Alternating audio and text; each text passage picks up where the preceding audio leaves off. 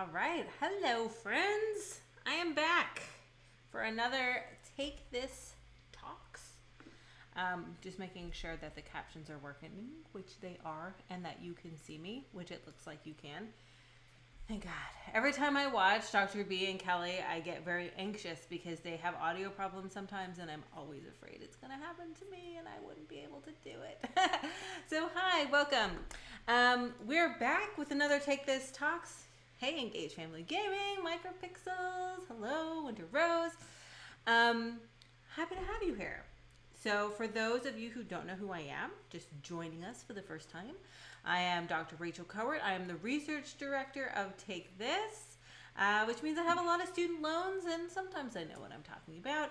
I'm also a science content creator, Zeitgeist, where I create videos every Wednesday about the science of games. Daspiff, you are on point. It's like such a fear, though, that I have to like troubleshoot in real time. Knock on wood. So far, so good.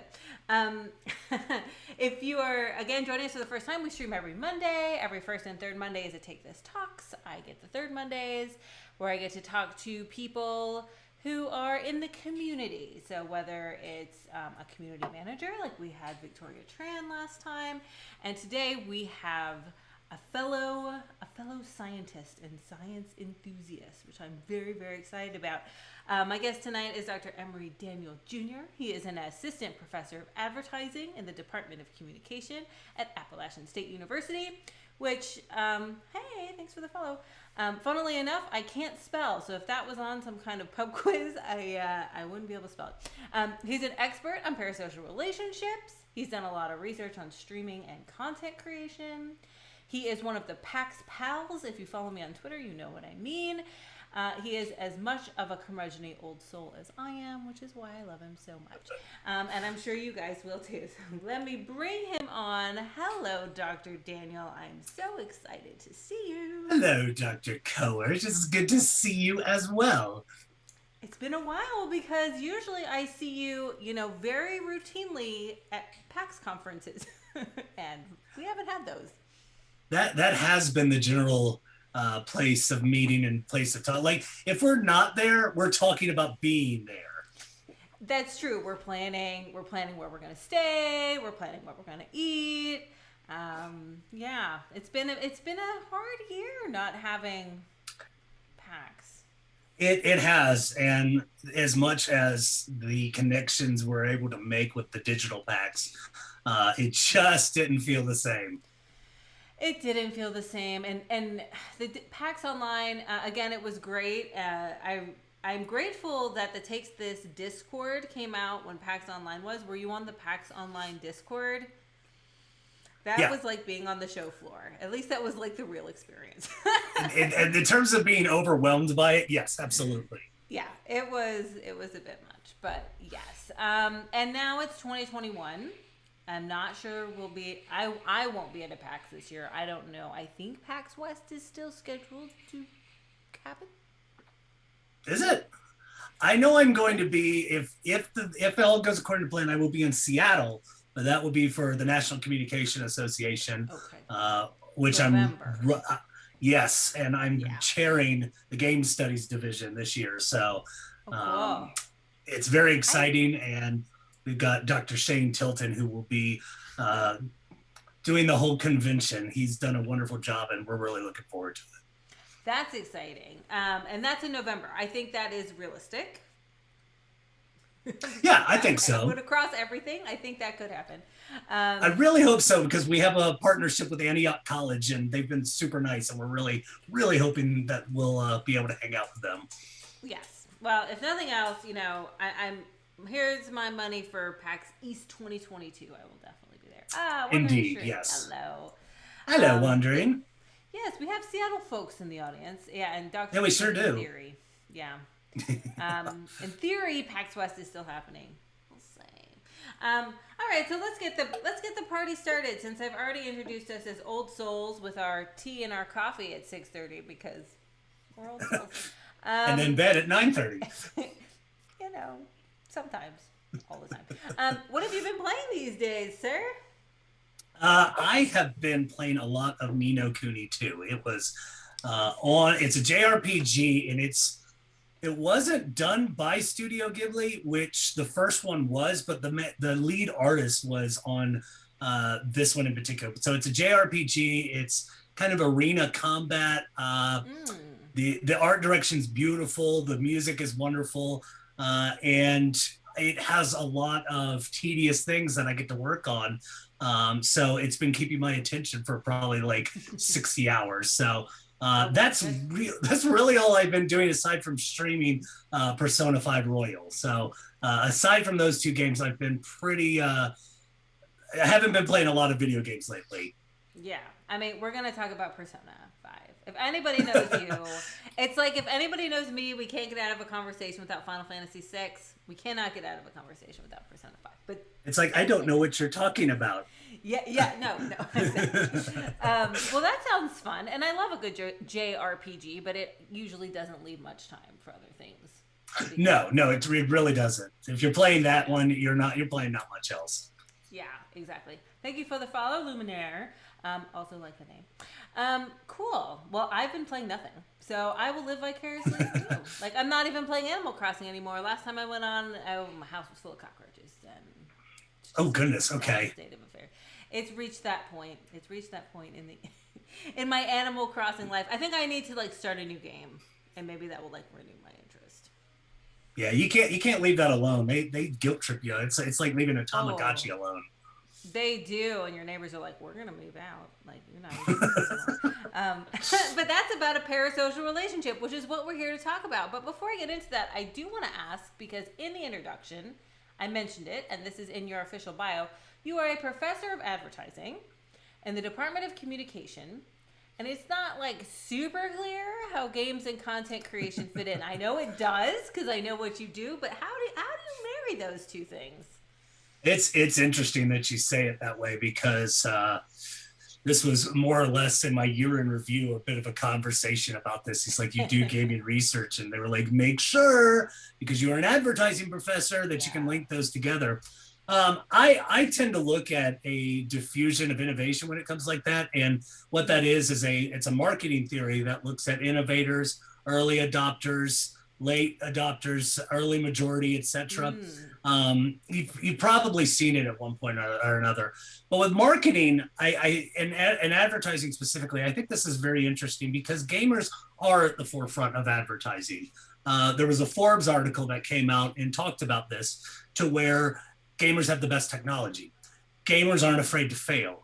Gamers have a very narrow audience, but it's one that's very collective, one that's very engaged. And if you are a media planner, which basically looks at the when and where of advertising, it's very appealing to partner with somebody that does gaming for a living, because again, their audience, I mean, like what we're doing right now, within Twitch is going to be a very, not only salient audience, very important audience, but one that's going to be engaged. And if I'm an advertiser, I want that instead of just a bunch of eyes that are apathetic to something. So that's kind of how I got started with it.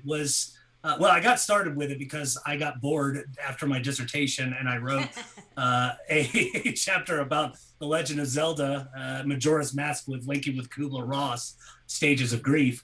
But when I went to PAX, I started to notice not only how conventions work and all the things that go in with this kind of face-to-face, in-person traveling that goes on with it, and it's super interesting. But the other thing I was kind of noticing were these conversations that I was having with streamers, and that's really what started this whole thing of linking not only advertising but gaming together, because they have a very unique and very specific relationship.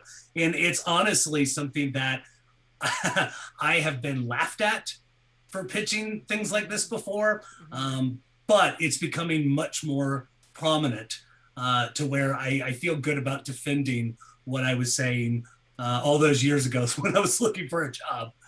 Yeah. Well, and it's funny because even when I was doing my PhD and I was like, I'm going to study games, they were like, who cares about it? It's like, it's $1 billion industry. Those will never take off. But at least over the last year, I mean, streaming has been big for a long time. When Twitch got bought, that was a big deal. But I mean, over the last year, streaming has exponentially become more prevalent, right? There's more, talk about advertising, there's more eyes on streamers than ever before. Sure. Absolutely. Yeah, and other brands have taken notice. That's the thing that I was going to ask, because you see streamers now, like they have deals with brands. Like lots of streamers have deals with brands. So is that what you're talking about? Talking about marrying advertising? Is it with like as them as influencers? Is that was the original intention? So I wrote my dissertation about how to implement parasocial relationship as relationship selling. And I was very curious in terms of in this phenomena, how vaping influencers really targeted with their audience, because there was a stigmatization for young adolescents, probably 18 and younger, that who would vape and would feel very stigmatized by their activity. So they had influencers that were probably a little older, but were doing so in such a way that they were being able to sell a certain product and being able to show, this was back when Vine was a thing, these vaping tricks. You can go on YouTube at some point and look these up. I hate saying this because I don't endorse vaping or smoking whatsoever, but I'm like, it was pretty impressive to watch some of this stuff. I'm like, I had to laugh at it because I'm like, I'm not going to engage in this at all. But at the same time, again, there was a lot of conversations we had with our with the people that were talking about this that said, I wouldn't be so enthused to search for something like this if it were a main celebrity. So if LeBron James came out to be a vapor or even a video game player, and they said, I endorse this video game, a lot of people would be like, okay, you're being paid to say that. Versus with an influencer, the idea is that it seems very authentic. You have a person that's an expert within their own field, and they're able to portray themselves in a way that it's like word of mouth communication. It's like if you were to vacation in my area, which is a tourist population, I would be talking about these kind of things of like, where's the best place to go for a restaurant? Or, where's the best hotel to stay at? If I'm communicating this with 20 some odd people versus a small classroom or, on a huge Twitch platform, this would be a kind of thing where people might take that to heart. And they would say, maybe I wouldn't purchase it right away, but I might look it up. And if I'm an advertiser, I'm very invested in something like that. So it's captive audience. It's about being an expert in your field, and it seems authentic, even though it could be a paid advertising. I could be paid to say about this game, but it just seems more authentic. That makes sense. But maybe one step back. What is a parasocial relationship, Dr. Daniel, since we're getting into the meat of it? I mean, I've been blabbing on about it all month on Zeitgeist, but I would love to hear it from you because you taught me everything I know about this topic. That is very kind of you. It's funny that this has come up, and I feel like every time I've been reading a tweet on about this topic, I just get more and more excited to talk about it. So this is a phenomenon, and you explained it extremely well, I might add. So there's part of it that I feel like I don't have anything to add per what you have said already.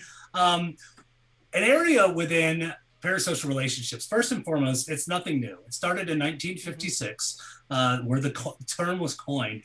Horton and Wohl were talking about newscasters, and they were developing it was viewers that were looking at newscasters or meteorologists, and they were saying, this person seems very credible, this person seems very likable. It's very much the framing of a news team. It's like the news team you can trust. You see that on any kind of news, and there's a reason for that, because we really build this credibility with the longevity. So within parasocial relationships, it's a one-way relationship between a viewer and a media figure. So in this case, the media figure is the newscaster, and the viewer is anybody that's watching the program.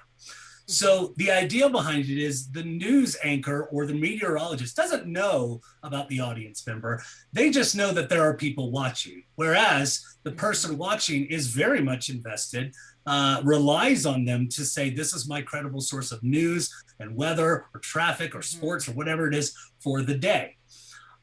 So they have a real bond. They have real emotions that are tied with these specific media figures. And the way that it's been kind of progressing over the years is, first and foremost, they've distinguished between parasocial interaction and parasocial relationship. So parasocial interaction would be like, it would be a great example of a newscaster, is that the person that is watching doesn't talk at all. So it's just the newscaster speaking. Whereas a parasocial relationship is multiple interactions over time.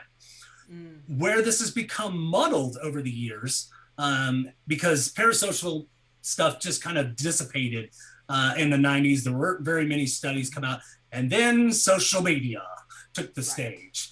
And what eventually occurred was there were so many people that were able to tweet or message a celebrity, and the celebrity would message back. Right. I had a great friend who had Blues Traveler write her a song randomly on Twitter. And that was really cool. And she's like, this is the greatest day of my life. I can die happy now because Blues Traveler wrote a song about me. Now, that's considered a social interaction that Blues Traveler spoke back. Right. If you're looking at the grand scheme of things of how parasocial interactions are defined, the moment that Blues Traveler tweeted back is the moment it ceased to be a parasocial interaction. So and it became a relationship. That's what you mean. It went from interaction to relationship. Well, and here's the other thing that goes along with it, is that the only way, for the most part, that we have defined parasocial relationships is just more of those interactions. So technically, you only need one per se. That's at least how it's been measured over the years, is that even one interaction can develop to a parasocial relationship. It's just the strength of that relationship over multiple parasocial interactions is where the distinction comes in. Okay, so to be clear, I have a parasocial relationship with Felicia Day because she's liked my tweets before. But I only have a parasocial interaction with the news that I watch. That would be the definitional component and what the research is kind of up to date as of right now. Right. Okay. Good to know. I need to know where I stand on all my relationships with the celebrities that I adore on Twitter, whether or not they've responded to me or not. Okay, cool. So when we talk about parasocial relationships, we're going to talk about streamers specifically because I do think that things are very much changing with the advent of streaming. But you did a study with Dr. David Westerman, which I have introduced. I talk about it every time I can, and I've introduced it as one of my favorite studies of the last decade, and I stand by it. I love this study, and I'm going to make you tell the audience about it because this is the science portion of the stream where we talk a little bit about a study that you did about Game of Thrones. Spoiler, but this show is kind of old. But go on. So this was, I think, to date, one of my favorite studies I got to write because it was just so much fun. And I don't say that often about studies. Usually there's this component of it that's really boring or completely tedious or gives me headaches. This one in particular, I just felt it was a joy to work with the entire time. And not to mention working with Dr. David Westerman is always a treat because he's a phenomenal writer and just a genius, just an all-around wonderful person. So the area of it is we were writing about Game of Thrones. I wrote a class paper to talk about, hey, I thought it would be interesting if we talked about the death of a character instead of the death of a series. So Jonathan Cohen, who is in Tel Aviv, wrote a study about the ending of the Harry Potter series and how people looked at breakup strategies. So in my macabre sense, I decided, what if we're talking about the death of a character instead? So this is nothing new. This has been in MASH. This has been in Dallas. More recent examples in Grey's Anatomy. Game of Thrones had I don't know how many. I mean, how many people had died within the series. So the idea was I was going to treat it like crisis communication in terms of waiting until something happened. So at the time, I don't feel bad spoiling this anymore. At the time, we were looking about a certain character who died and looked at the Kubler-Ross's stages of grief through Twitter, and to see what the tweets reflected in terms of Kubler-Ross, which is, oh boy, denial, anger, bargaining, depression, and acceptance. Like, of those tweets, what was found within them. And so we were going to do the death of Shireen. So that was Stannis Baratheon's daughter, in a very horrific scenario. I would not recommend watching that again. Yeah, it's pretty terrible. Yeah, so we were looking at Twitter. We were getting some traction. And then Jon Snow died. And we all collectively sobbed.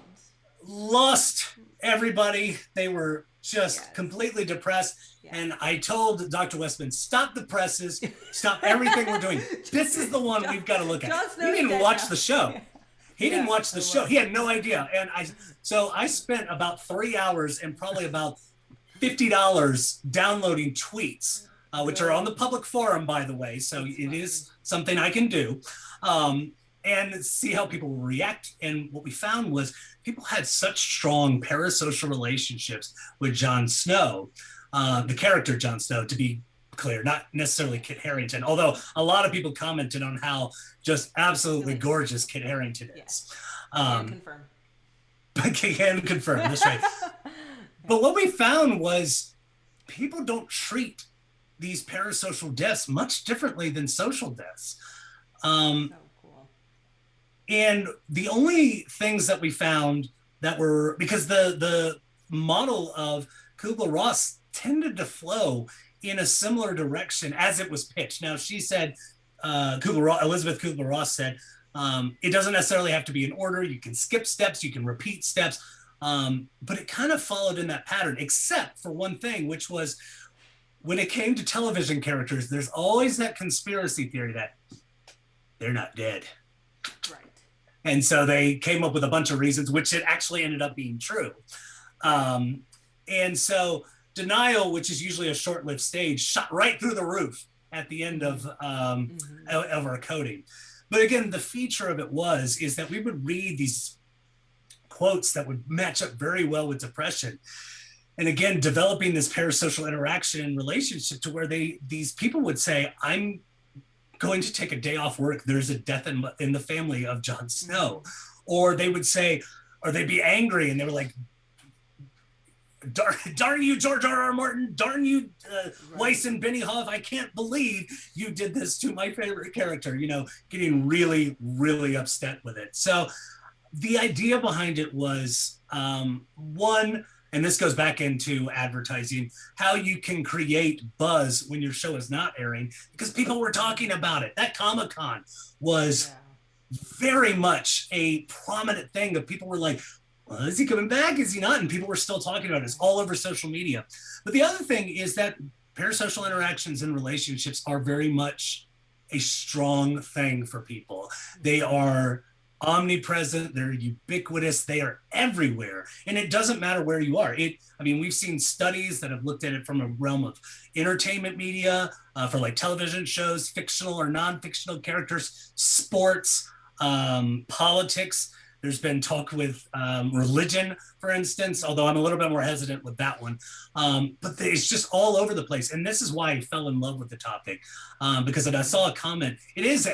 Parasocial relationships are asymmetrical because the other person doesn't feel, the media figure doesn't feel that. Kit Harington does not know me. He does not know that I wrote a study about him. And in fact, if he knew that, I don't really know how he would react. Probably a little weirded out, and I think he should. But one of these days I'm going to meet him and have him sign that paper. And I'm like, here's the paper I wrote, a research paper about you where you died. And people got really upset about it. Here you go. The way I like to describe it too is that the character's not real, but the emotions are real. Like, I was very sad when Jon Snow died. But Game of Thrones, you know, there's lots of examples from Game of Thrones. When the Red Wedding happened, I should have been one of those people, like my husband should have filmed my reaction because I didn't know it was coming. And I literally, I was like, I'm not watching the show anymore. Like, I'm just so upset. I don't want it anymore. The question, though, is, would the reactions be the same for someone like Joffrey that people hate? That came up when we were doing a conference paper that they said, or a very bright academic was just like, is it every death that we would be like that? And I said, it would differ. But the point of it is that within Elizabeth Kubler-Ross, anger can be directed towards not necessarily a doctor or a deity. It can be the person as well, to where I can't stand this person. Not that we want them to die per se, but in Joffrey's case, they kind of did want them to die. So I was like, yes, it would differ, but that's still kind of the point, is that we treat different deaths differently, and that's okay. Yeah. So it was very much talking like experimental research that I'm like, look, yes, there's going to be variants with this, but all I'm talking about is, does A affect B? Right. Or does A influence B? It's much more accurate in this case. And yes is the answer. We grieve for Jon Snow, just as we do for other people in our lives. I think that is the coolest study. See, Jaslyn Stone, yes, what a cool study. That's why I talk about it all the time. It was so much fun. And yes, as Wandering Shrink says, I would love the story on how it would react. There's definitely some celebrities I don't want to ever see my YouTube channel because I can't stop talking about them and it would be awkward. But you don't want Henry Cavill kind of take this and I love zeitgeist. Him, but please don't ever watch my YouTube channel. But I think that Kit would like that study. Does an actor or voice actor who receives hate for a character's actions fall into this? Yeah, so that's what we were talking about with Joffrey. So it would also fall under there. I actually, small pitch, I wrote about this in Parasocial Relationships about meeting actors and cons. So the first thing I reference out of this was Joffrey Baratheon and Jack Gleason, which is the actor's name. And Maisie Williams, who plays Arya Stark, was on a Tampa Bay Comic-Con, and she said, hate Joffrey, not Jack, because Jack is lovely and he gets a lot of hate, and that's sad. And this has come up on a lot of different celebrities, like William Shatner, for instance. On cons, there's a bunch of Reddit forums that call him Captain Jerk instead of Captain Kirk, because apparently he has not been friendly to some of his fan base at times. I don't know that for sure. That was something I read. I mean, if you read it on Reddit, I feel like it's probably true, but that's good. That seems legit. Yes. So if you've done this awesome work about parasocial relationships, those are very traditional parasocial relationships, the ones we would have with Game of Thrones and sportscasters. But I know you've pivoted now, looking at relationships with streaming. So what have you been up to lately with your work?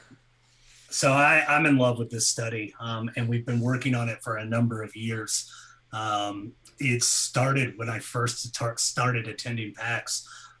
Brilliant scholar by the name of Dr. Steph Horn sent a tweet out, retweeted something saying the dangers of not only stalking from a community member's or fan perspective to a streamer, or voyeurism.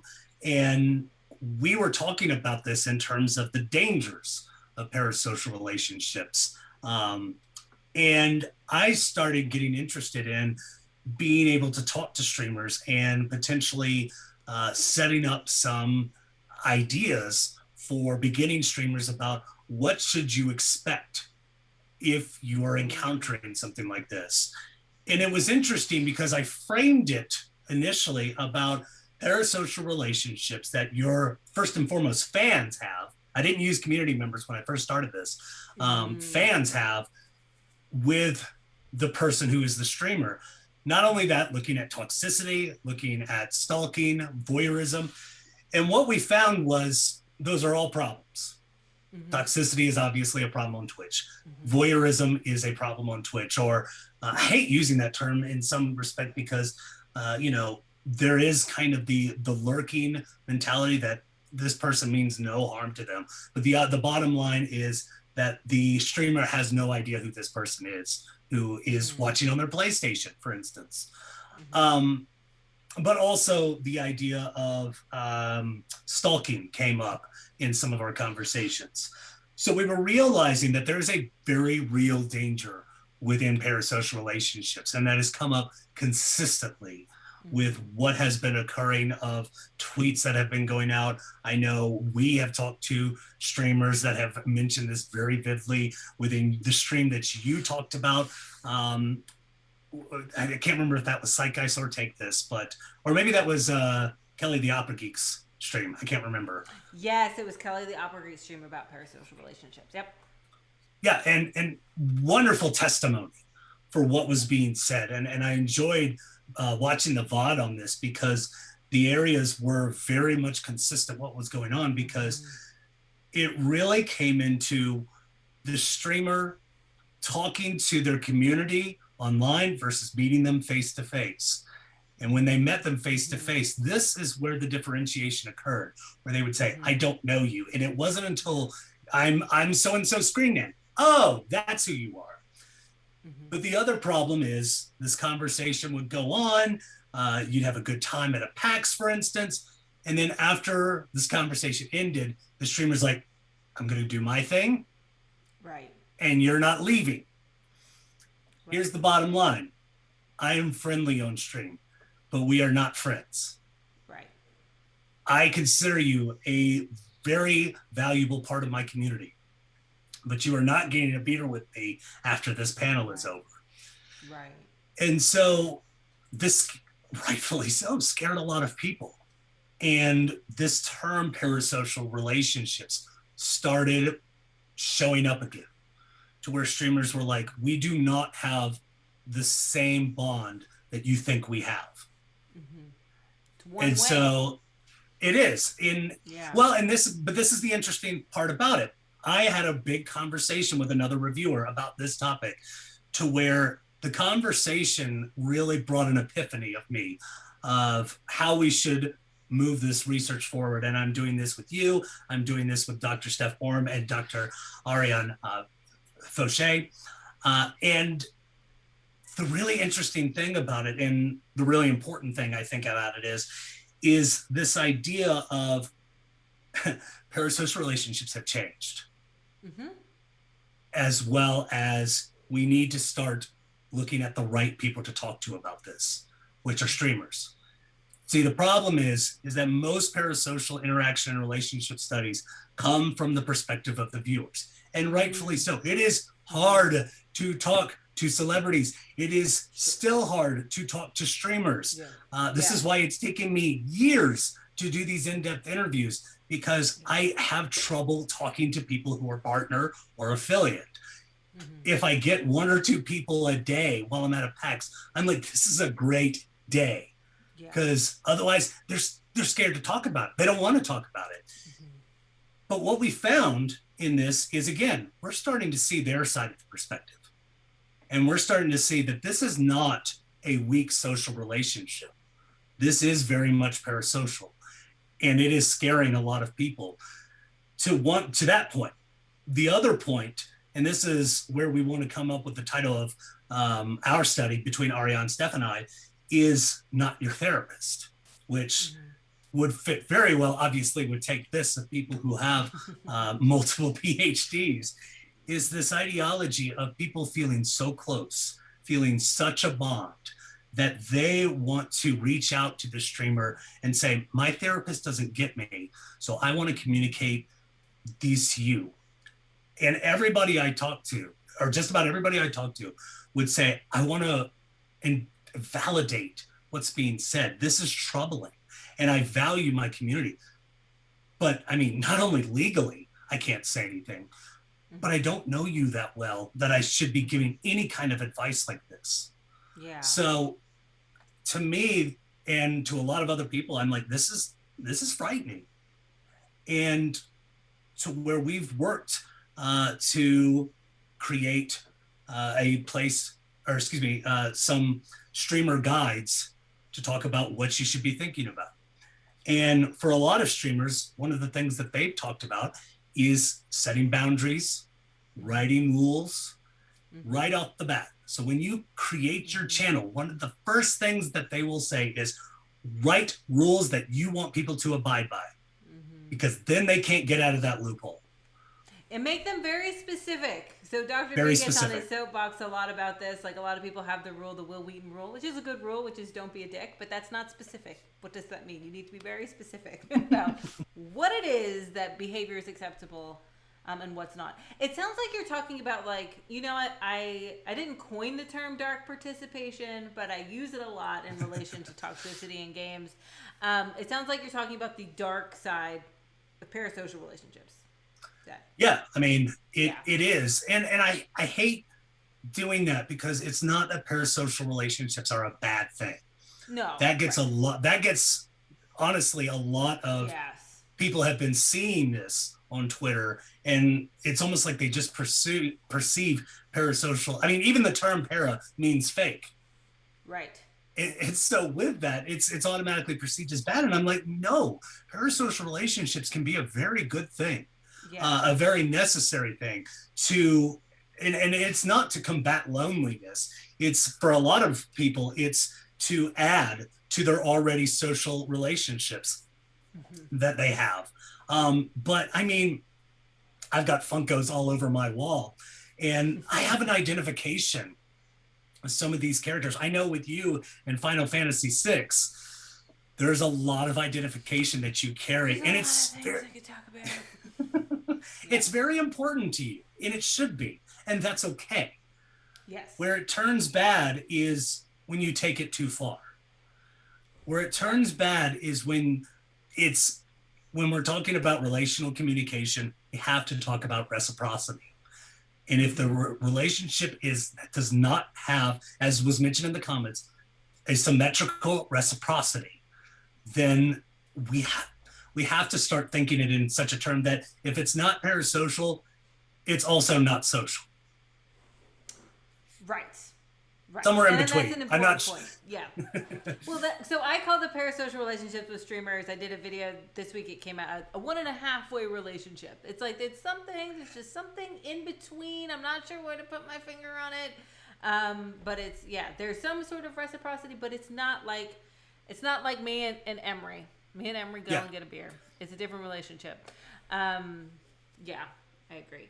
Now, I don't want to belabor the dark side of parasocial relationships, because there's a lot of good too. But we got to bring up one more thing. It's very topical.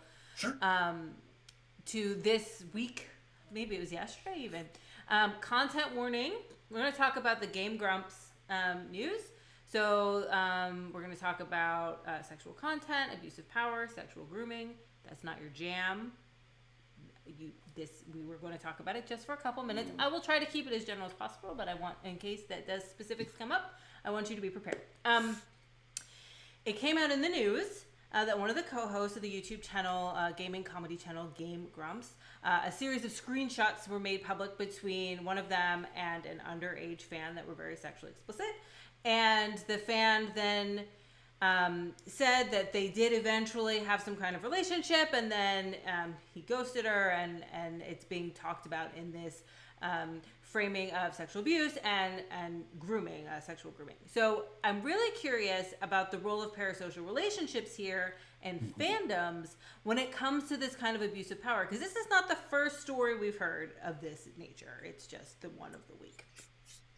So when you start talking about this, it's interesting, because most, if not the majority of the research on parasocial relationships indicate that parasocial relationships and fandom are different.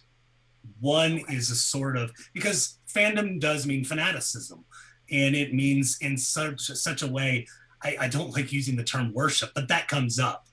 Whereas with parasocial relationships, it's a bond that feels like a friendship or a romantic relationship. So you talk about getting coffee or getting a beer at PAX. We had a PAX in Seattle where that didn't happen that often between Dr. Kowert and I. Mm-hmm. And both of us were kind of mad about that. We were. We were, yeah.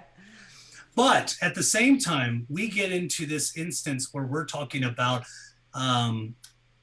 the way that messages are framed in this case, and the feeling of that bond feeling so real. So it's no wonder that this person felt that way when a big time streamer, because Game Grumps has been around for a long time, has said romantic or explicitly sexual things. And so it only stands to that person that this feels real, regardless if they meant it or not. It's the mention of, and there hasn't really been many studies on this, but I really would love to see it, is the idea of what is a high school crush other than a parasocial relationship if you're not in communication with them. You are projecting an identity on this person, whether or not that, it's like the line that a lot of movies will say is, you're not in love with me, you're in love with the idea of me. Idea of me. Yeah. And that comes up a lot. And I think there's something to be said for this within the Game Grumps phenomena. And it's taking advantage of that is about one of the worst things I could possibly think of to lead somebody on that way. But it does stand to kind of understand a little bit where parasocial relationships play. Because again, these romantic lines made that person feel like that person matters to them. And honestly, it discredits a lot what streamers do, which is they want to build an authentically strong community. They're not leading people on. And if it's a misconception, then it's something to be talked about versus that is just an abysmal thing to happen. So, I think it applies very much. And it also applies because a tweet I saw yesterday that I sent to you was this idea of people praising Markiplier because they're like, he hasn't done anything wrong. And there was a really good tweet following that to say, now slow down. We don't know anything about Markiplier. You don't know Markiplier. Boom, back to parasocial relationships. Yeah. You know what that person has been communicating on their show, on their program. I will tell you this, when I am off stream, I immediately collapse on the couch because I'm exhausted. Because I'm on, it's like PAX. I don't really consider like I know this person if I've only met them once at PAX, because they are, I wouldn't say the best versions of themselves, but they are definitely about 100 degrees more energetic than they normally are for the most part. Absolutely. Oh, absolutely. So that's not an accurate depiction. No, it's not. And neither is it's a persona. That's the thing about parasocial relationships. It's a person watching a persona. And when we did that special stream on the Opera Geeks, maybe if Dr. B is here, someone can link the video to the panel we did about parasocial relationships. Lauren Urban had a quote when she was watching it, and they turned it into a shirt, and it was like, you are supporting you're a patron of the art, not the artist, right? Mm-hmm. So there is a veil of, I'm not this energetic at 7 p.m. I love you all, but I'm not. So it's not, it's the better version, it's the more caffeinated version of yourself.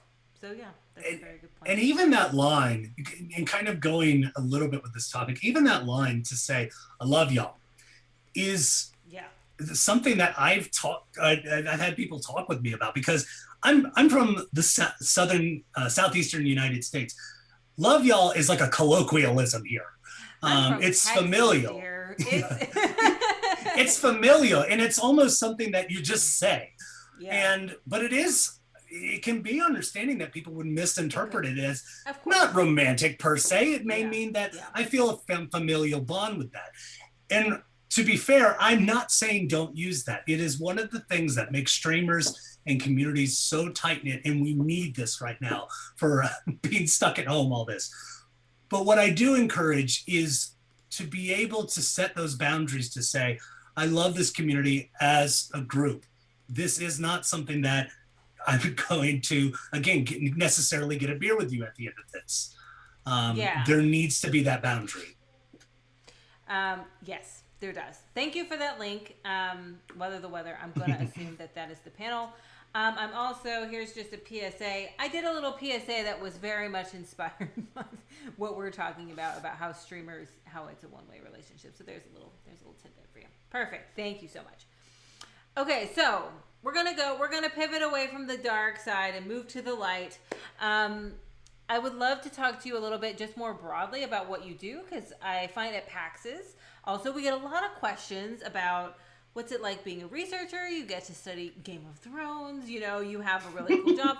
So what would you say is the biggest misconception about being a researcher in the content creation space, or just kind of in game studies generally? I think there's a lot of misconceptions. So what's the biggest? And this one's going to sound so broad, but it doesn't matter. I started off, so I got my PhD at North Dakota State University in Fargo, North Dakota. And that was a big crisis communication program.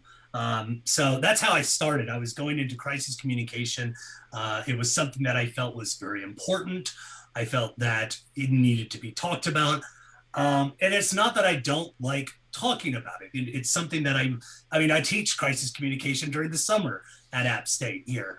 But I took another class by Dr. David Westerman, and it was talking about virality and parasocial relationships and telepresence, all these cool topics.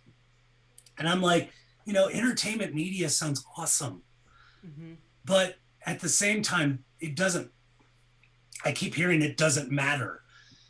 But the conversation, and Dr. Westerman always had a really good way of just explaining things very bluntly. He goes, at the time, what do people talk about on Monday? And I'm like, the latest episode of Game of Thrones from Sunday. He goes, yeah, it matters. Right. Entertainment media matters.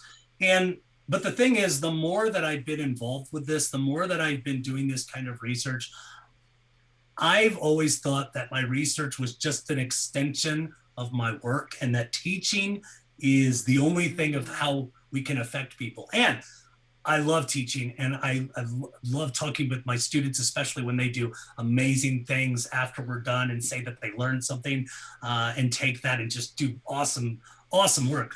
But what I did realize is that, and this sounds stupid, but these streamers that I keep talking to, I'm like, these lives are being affected. And if there's any way that I can bring some light to newer streamers to make their job just a little easier, a little bit more clear, and a little less prone to hassle, then I felt like I did something. And that, again, entertainment media does matter because we're all involved with it.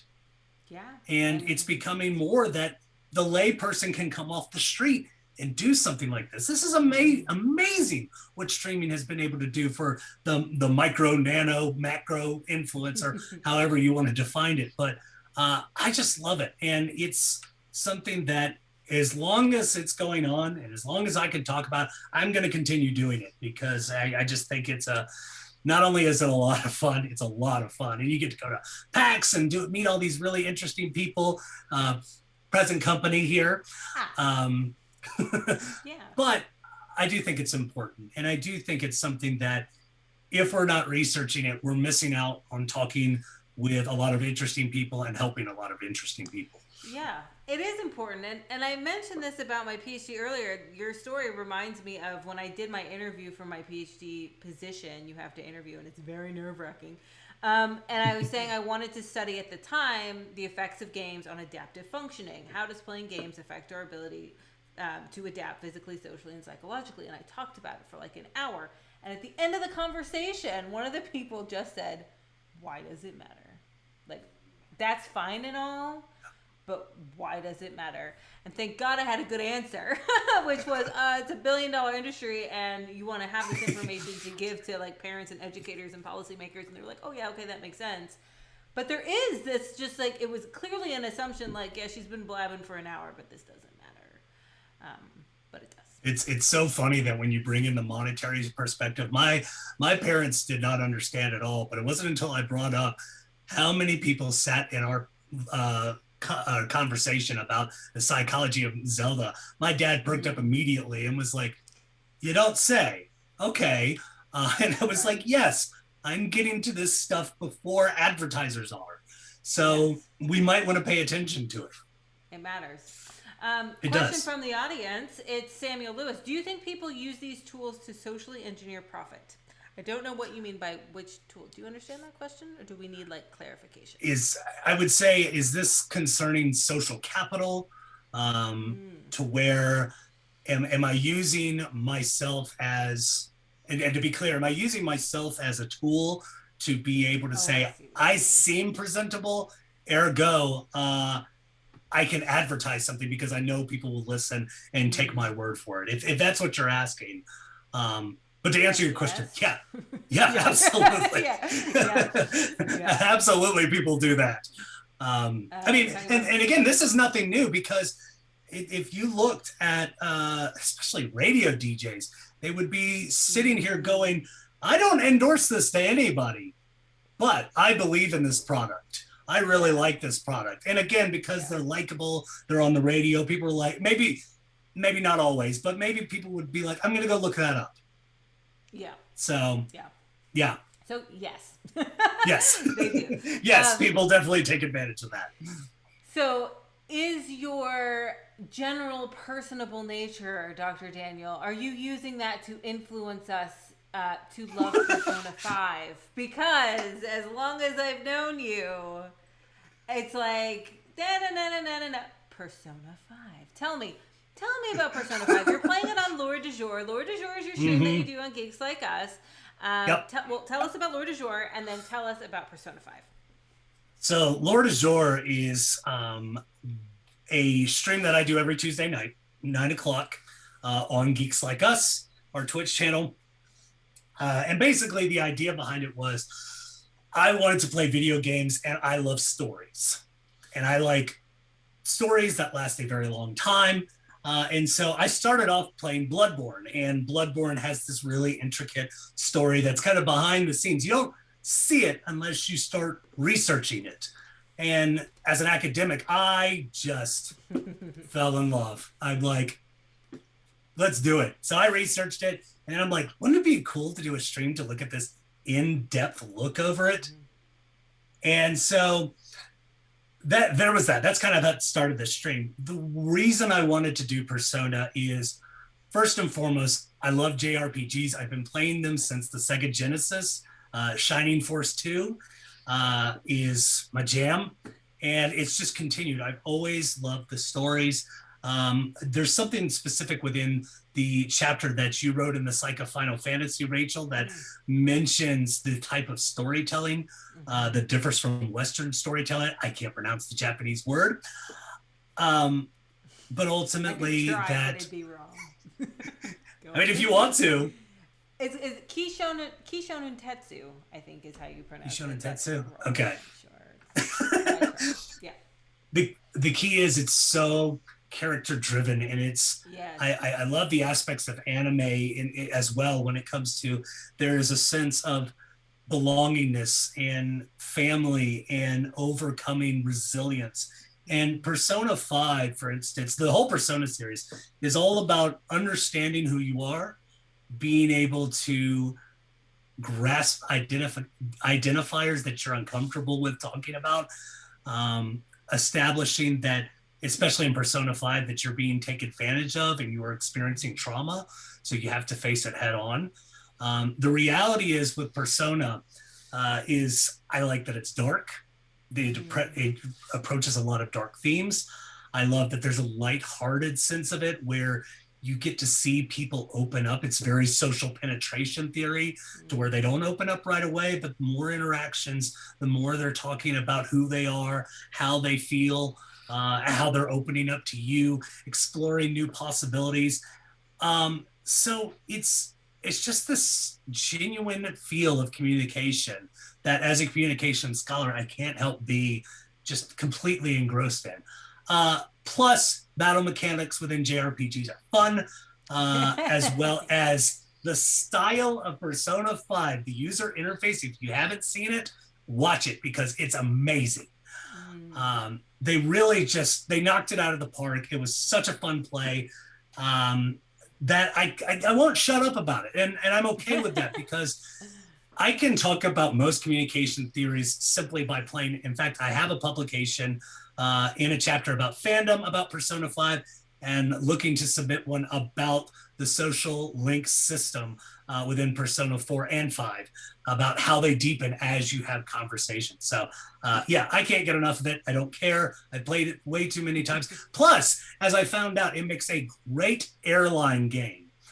So when you are on a plane playing a JRPG in general, EV is a great way to pass time. That's good to know. Not that we're flying anytime soonish, but maybe in the future. And so I just love that your persona is to my Final Fantasy. Like I can like feel the tangible amounts of love you have for it. And it's like, oh yeah, I understand.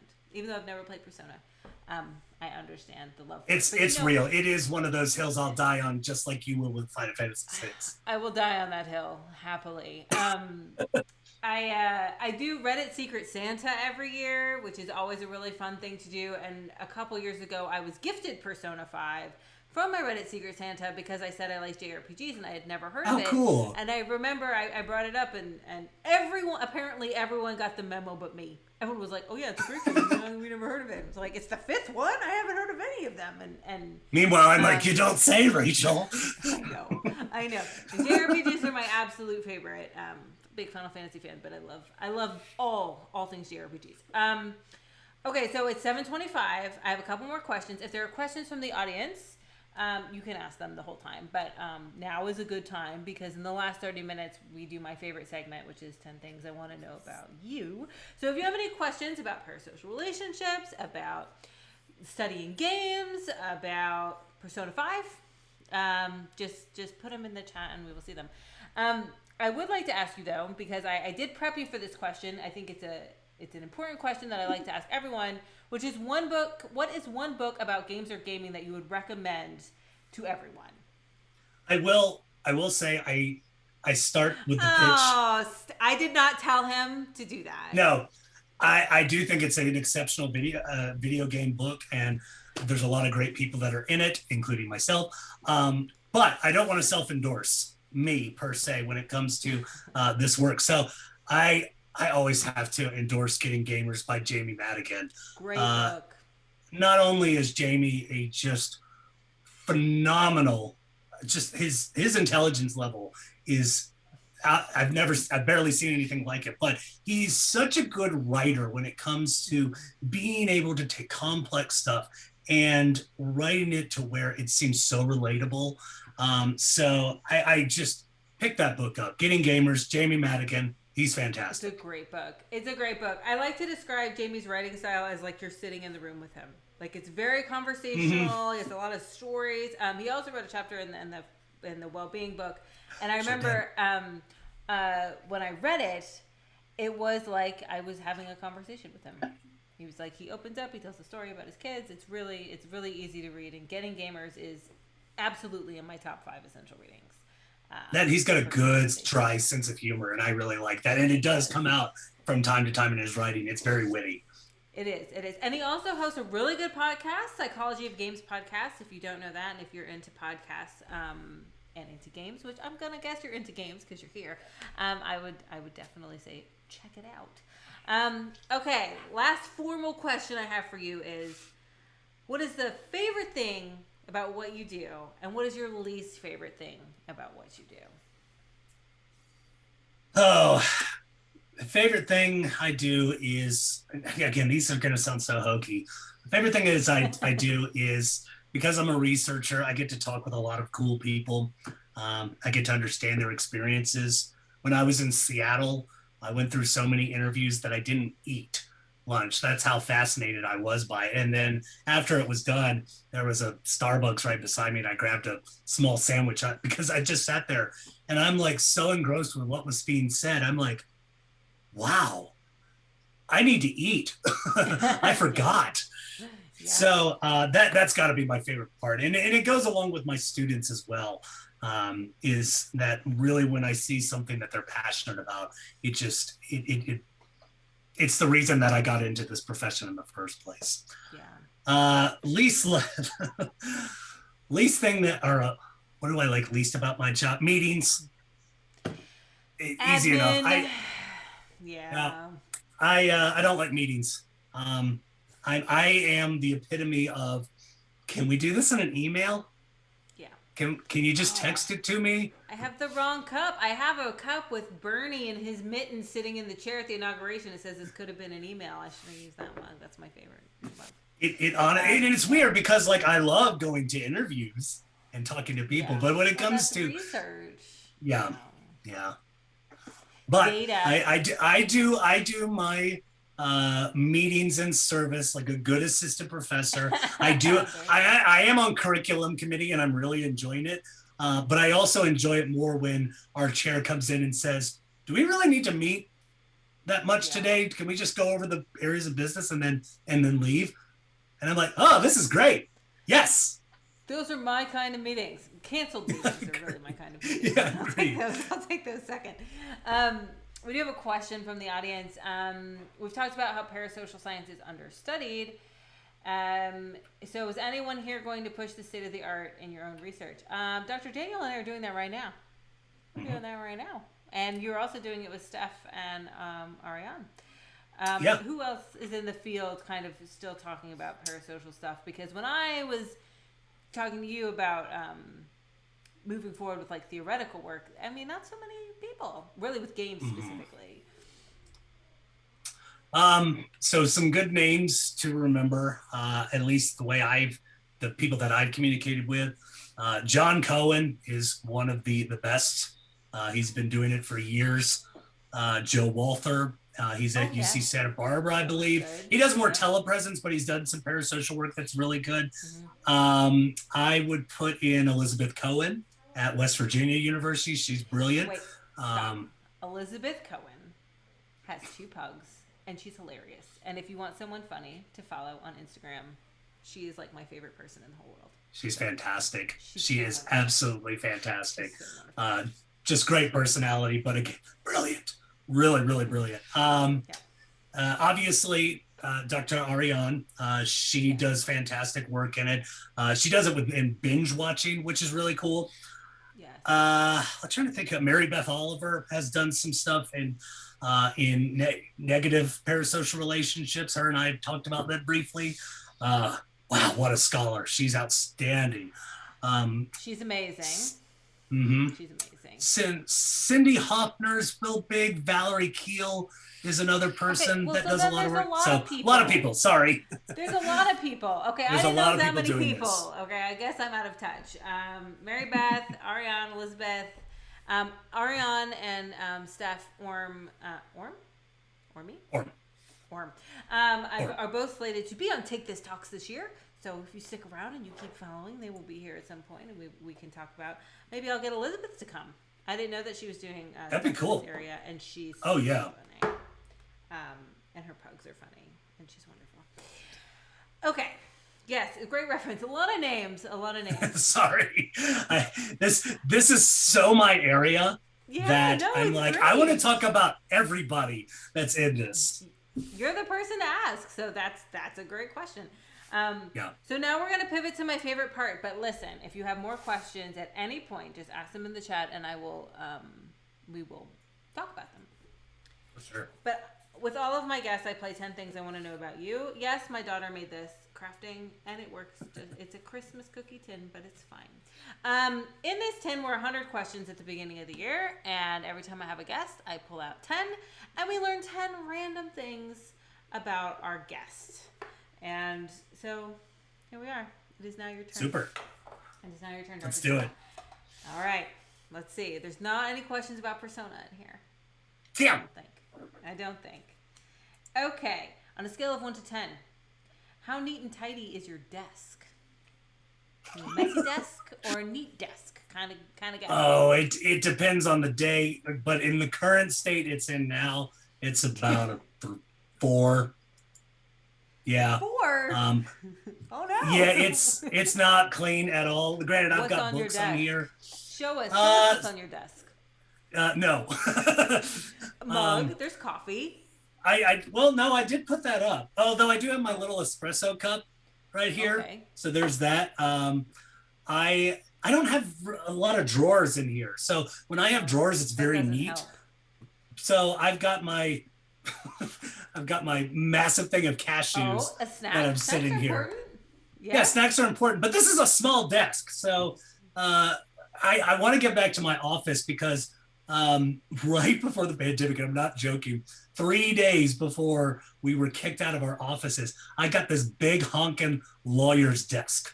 Oh, nice. And I love it. And I haven't seen it in a year. And then you had to leave it behind. Yeah, that's sad. Yeah. So it's a mess right now, but it will be clean here soon. A 4. What did Einstein once say about disorganization and IQ? Well, I mean, that's why academics' offices are always overrun. That's BSing. I don't mean that. Yeah, because that means my office is too neat. What does that say about me? Okay, moving on.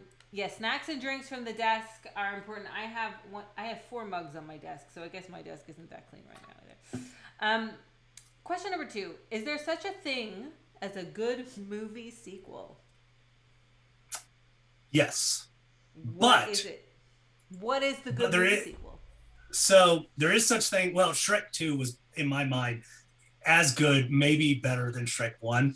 But I will say this. I don't know, and I would challenge the audience on this. I don't know of a comedy sequel that's good. Maybe Wayne's World 2. Shrek is a comedy.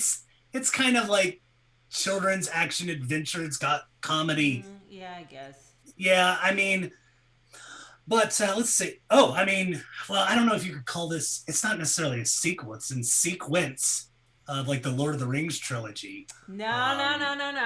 That's not a sequel. That's one. Then you could say Harry Potter. Those were good too. Godfather 2, not as good as 1. Godfather 2 is great though. Godfather 2 is great. It wasn't a terrible sequel. Wayne's World 2 was good. Wayne's World 2 was good. But not as good as 1. No. So there's such a thing as a good movie sequel. But there's not such a thing as a sequel that's better, except for maybe Shrek, than the original. And again, I would defend there's no such thing as a better comedy sequel. Frozen 2 was Frozen 2 was good. Compelling pace for Frozen 2. Frozen 2 is very good. Mm-hmm. Empire Strikes Back. Empire Strikes Back, also very good. But again, is this all part of sequence? Is this all part of sequence? Yeah, that's not really a sequel. Frozen 2, though, okay, you're making a case. That's up there with Shrek. Frozen 2 was excellent. I definitely cried. Okay, for those who haven't seen Frozen 2, I've been off on this before. I went with my 6-year-old, and there's a sad moment in the movie in which every 6-year-old in the theater was crying, and I was like, why? Why is this in the movie? Why? Anyway, it's a good movie. Okay, so there is such a thing as a good sequel. We have good sequels. Godfather The Dark Knight. Sequel. The Dark Knight was a great sequel. Batman. Is that a sequel? Is that really counted as a sequel, though? Absolutely. The Dark Knight. Absolutely. Excellent. And I would argue better. I would argue better. Yeah. Than the first. Or Mad Max Fury Road. I haven't seen the second one. I only saw the first. Great. Oh, Deadpool 2. That's a great example. Okay. I digress. Okay, there is such a... Okay, the answer is yes. Yes. Okay. Yes. I got it. Okay. Question number 3. What is something you would like to learn more about? Ooh. Kind of what I'm in the middle of doing right now. I want to learn more about social psychology and psychology in anime. I think it's a fascinating topic. I've been getting more and more involved with it lately. And I want to absorb everything because it's just such an interesting form of media that has a lot of dynamics and moving pieces. Like I'm looking to write a chapter about imposter syndrome within anime characters, and I'm really looking forward to it. I've already written about maybe half of it already. I feel like you've always been like you're talking about the stages of grief, like that's very psychology heavy. You've always been like half a foot into psychology, even though your background is in communication science. That or learn another language. I would love to learn another language. Do you speak something other than English? I speak really bad Spanish.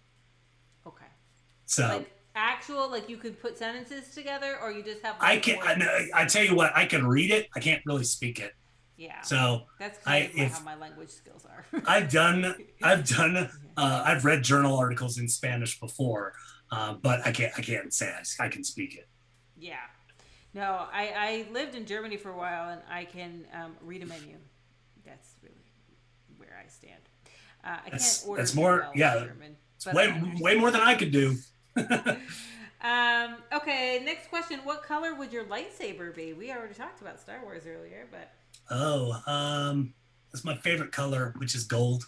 So gold. Yeah, I love gold. Gold lightsaber. I love gold. That would be really cool. I would buy a gold lightsaber. Practice German. Wandering Shrink, listen. Wandering Shrink speaks German. I lived in Germany for good reason. 2.5 years. I did my best. I would speak to Germans, and they would speak English back to me. My husband would speak German. I swear he'd say it the same way as me, and they would speak German back. So I think there's just something wrong with me. Nonsense. Nonsense. Yeah. What is your favorite breakfast cereal? Do you eat breakfast cereal? Not much, but if I do, I am more of a prosciutto and cheese kind of person for breakfast. I had it in breakfast. I've never. Yeah, I had it in Switzerland, and I was like, why are we not doing this more? But if I had to pick, Cinnamon Toast Crunch. Ooh. When I was overseas, I asked my dad to send me Cinnamon Toast Crunch because I wanted it so bad, and he sent me like 4 comically sized boxes of cinnamon toast. Yes. They loved me at those dorms. They were like, she's the one with the Cinnamon Toast Crunch. You could have developed like a German black market over there. I know. I mean, really, people were very excited about it. That is a good one. She's got the CTC. She does. You can't get it over here. That is imported. And it's funny though, because I don't actually eat that much cereal, and I was like, Dad, I didn't really need 4 boxes. But I'm making friends. We're having brunch, charcuterie for breakfast. I'm on board with that. Mm-hmm. I get on board with that. I see you, Dr. B. Yes. I remember Dr. B actually. He did an interview for Wormwood for Worm Life, and they had asked him. I was there while he was doing it, and they asked him. Like, what's your ideal dinner or something like that? And he said he was going to make a charcuterie, and they were like, what's that? And everyone was like, what do you mean, what's that? It's like the best thing ever. It's cheese and bread and meat. It's like, what more could you want? You have made a phenomenal charcuterie board. I've seen that you posted before. I'm like, them. Dang, I need to party with Dr. Kowert. I know. Well, and I'm pregnant right now, and you can't eat that stuff when you're pregnant. The cured meats, and I want one so bad. I want smoked salmon. I apologize. I brought it up. Cinnamon Toast Crunch. It's okay. Fine. It's fine. I can eat that. And also, my husband bought a big box of Lucky Charms the other day, and I was like, Lucky Charms? Like, are you a child? Shame on me. I was like, why would you bring that into the house? I have eaten so much of that Lucky Charms. It's so good. It's so good. Yeah, it is the most important food group. Salted, cured meat, that top of my pyramid. You definitely 100%. Dr. Kowert. I'll make a charcuterie board for next time I see you guys. Okay, would you rather be too hot or too cold? I would rather be too cold. I don't like being hot. I'm with you. I get hot too easily anyway, so that, and I chose to live in Fargo, so there's that. Well, and you live in a cold climate now too? I do. When we moved from Fargo to Western North Carolina, our moving announcement says we're moving from the freezer to the refrigerator. Yeah. I live in the Great White North, so you clearly know my answer. Yeah. You are much colder than I am right now. Yeah, but you know what? I'm sorry. Cold is better than hot. Cold is better than hot. Agreed. Today was 70 degrees. I'm wearing a sweater right now, I know, just for aesthetics, but it was 70 degrees today. But there is still snow on the ground. It's still slowly melting. And Engaged Family Gaming, Fargo is very cold. The rumors are true. Um, Mugo Usagi. I saw somebody post that they bought that at Target.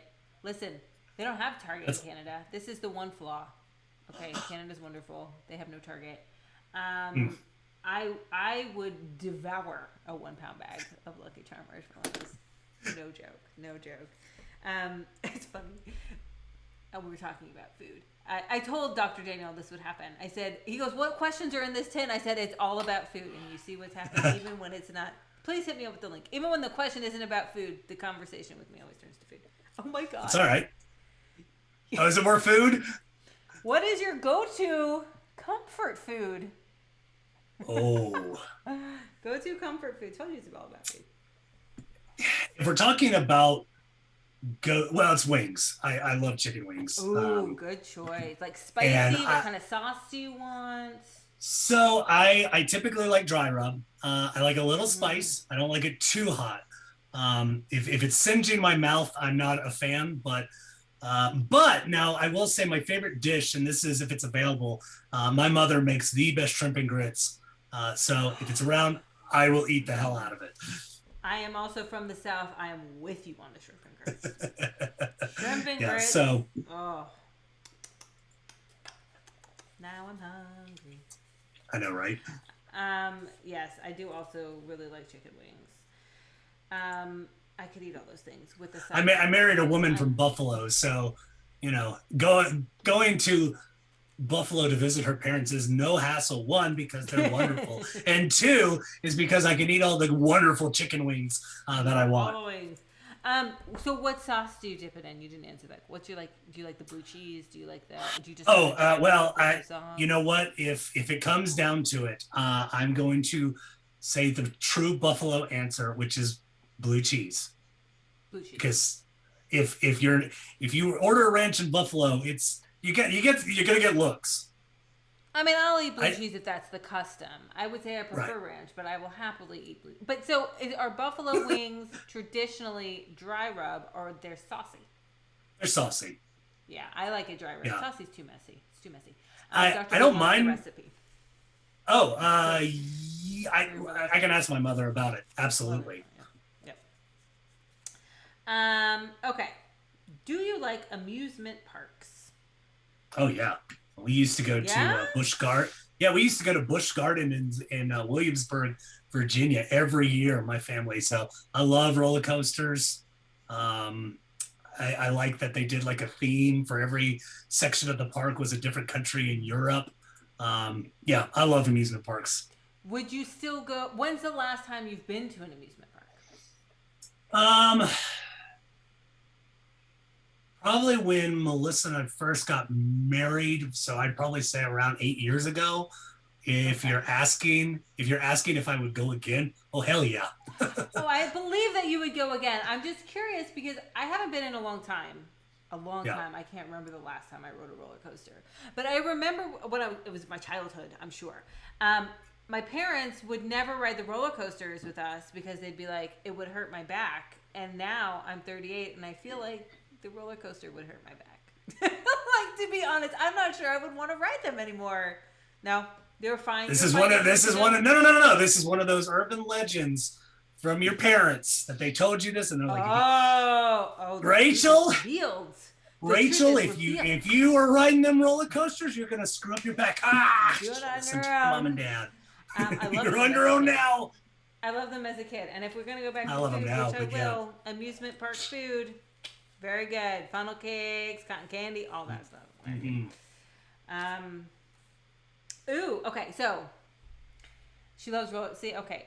My parents were just not fun. I think is the moral of that story. Yeah, my parents would still ride them. Yeah. Okay. I've been lied to. My whole life is a lie. It's revelations here on Take This Talks.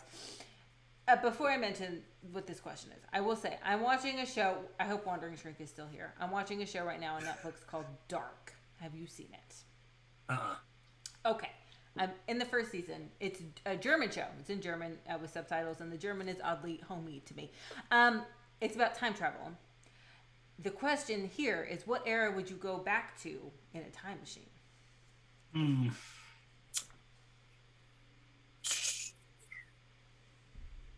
I would probably, gosh, I don't know, because part of me wants to say like ancient Greece would be really cool. But I feel like I would be the person that 100% would find himself in a brazen bull for saying something stupid. So, gosh, I Be don't know. careful with the laws back then. That's what I'm saying. Like, if I were to go back in time, I'm sitting here going, like, I could be portrayed as a witch, or I could be portrayed as, any number of things that would get me into trouble. And I have a big mouth and I talk a lot. So that's not helpful in these scenarios. No, you don't want to go back to a time in which, like, punishment by death was really a thing. No, but I mean, I'll be honest. If I could be a part of ancient Greece, I'd be all about it. Greece would be cool. I mean, I feel like I would not be able to manage ancient Greece just for, like, lack of indoor plumbing. Yeah. I will say I've been watching Dr. Stone, an anime, and if I had the protagonist Senku with me, I'd be all about going to the prehistoric age. It looked like a lot of fun being able to discover all this stuff with the knowledge that we have. And he faces his own challenge. Machine to be able to come back. If I'm going to get stuck there, I'm not going that far back. Yeah. But no, we'll stick with ancient Greece. Ancient Greece. Good answer. All right, last question. Good Family Feud. It's your last one. That went fast. There we are. Ooh. Save the best for last. Oh, all right. This is an important question. Okay? You focus and you answer correctly. Are you ready? Who is your favorite Avenger? In honor of Dr. Kelly Dunlap's work, I'm going to say the Hulk, because when she did an Avengers Photoshop for us going to PAX South, she had my face printed on the Hulk, which I considered a great honor. That is an honor. Yeah, so I'm like, for my temper and, being somewhat smart, I don't consider myself too smart, not in the relation of the character, the Hulk, but I would say the Hulk. That is the correct answer. So, very good. Very good. That was a tough question. Thank you for playing along with my little game. Thank you. That was fun. Yeah, it is always fun. It's just kind of like random and silly. While we were doing it, though, we did have a question from the audience. We're going to no longer be silly. We're going to be serious. We're going to answer the question. It's Samuel Lewis says, seems like a small line to do. Okay. What do you think the future of parasocial relationships will look like, especially seeing the growth of the creator economy and the future of work? That is an excellent question. That's a great question. Yes. From an advertising perspective, my thoughts on this are that when it comes to social capital with parasocial relationships, I really only see the market becoming more and more niche as it's coming out, that we're starting to get into these groupings of fandoms within fandoms. So parasocial relationships rely on a lot of credibility. Not only likability, but a lot of credibility of someone that is very invested in something. So for example, I like watching Batavidia, who does Dark Souls and Bloodborne theory videos. It's something I like to watch while I'm like eating lunch or something, because I just find the descriptions really fascinating. And it's not so much that, or Vatividia, that this person does video games per se. He does Bloodborne. He does Dark Souls. And there's a connection that has brought that community together, where advertising within that community would be very smart. This is where I would sit here and say Discord servers have really brought that into light, where if you're on a Discord server, it's not necessarily one thing it's not necessarily the whole thing you're interested in. You might be in that Discord server for only one channel and one channel only. So because of that, I can really only see parasocial moving in that direction and advertising moving in that direction, to where it's going to be extremely complex for media planners, again, the when and the where of advertising, but also the people that are posting content is they have to be seen an expert within that particular field, because we're seeing blogs that are more and more specific that aren't about the general, they're about the specific. So I have a feeling it's going to get very difficult for advertisers in that case, but a lot of social capital will be made for sure. For sure. It's only going to get more interesting, more money, more everything as time goes on. Also, please forgive my technical difficulties. This is what happens. I forget I can't move the Zoom window, and I was trying to look at something behind the Zoom window. You're props now, but not as well as you were before. I apologize. I'm a scientist. I am not a tech person, even though I should be. That was a great question, and I think that's a great question to end on. So, thank you for being here, Dr. Daniel. Thank you so much for having me. This has been so much fun. It's been great to have you, and thank you, chat, for being here. You had excellent questions, and the VOD will be up on Twitch for another week. You can find Dr. Daniel on Twitter. His Twitter handle is right below. He also does Lord du Jour on Tuesdays at 9. You said 9 Eastern, right? Because it's past my 9 p.m., that's right. Yes, 9 It is mine too, but we found out a lot of viewers like watching it then, so here we are. So you just caffeinate and you're good to go. Pretty much. So thank you all for being here. And next week will be Dr. B and Dr. Kelly Dunlap will be back with Take This Plays. And actually, you won't see me again. I should mention this. I'm going on maternity leave. I will not be back to host the Take This Talks until July. But Dr. Sarah Hayes will be hosting this slot. And there will be lots of interviews and fun and banter. And I've already prepped her, so she will play. I'm forcing her to play my game, so you will still have that. All right. Anyways, good night, everybody. And thank you for being here.